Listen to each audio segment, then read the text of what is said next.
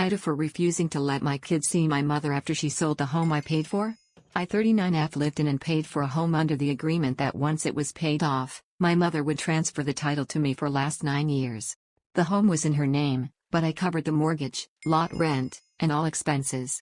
I also put my own money into renovations and repairs like new flooring, light fixtures, refinishing cabinets, etc. My mom originally bought the home in 2015, planning to leave her husband. When she changed her mind about the divorce, she offered it to me, saying it was a great way to invest my money into something for my future. I agreed and moved in, believing I was working toward ownership. In 2022, my roof started leaking. I called my mom for advice, but she didn't know anyone who could do small repairs. My boyfriend at the time, who had roofing experience, helped me fix it, and I paid for all the materials. Later, she insisted on sending out someone she knew to check the roof. Since the home was in her name, I couldn't stop her. She then decided to have the entire roof replaced without my consent. When I asked about the cost, she brushed it off, saying, "Don't worry, God always provides." In early 2023, she suddenly demanded $3,000 for the roof, despite never discussing payment beforehand. I told her this felt unfair, since I never agreed to it.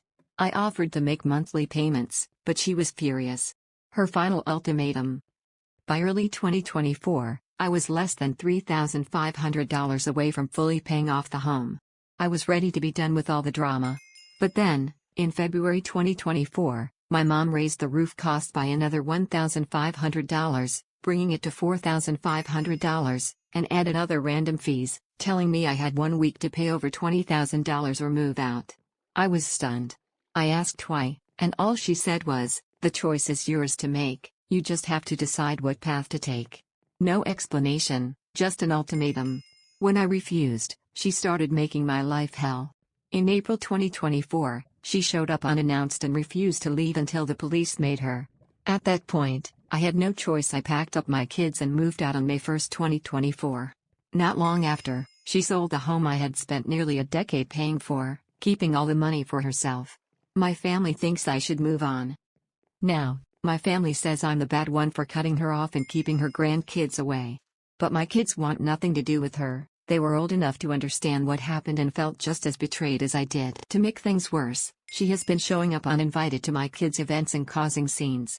My family says I should just move on because it's not worth losing family over. But I can't just forget about all the money I put into that home.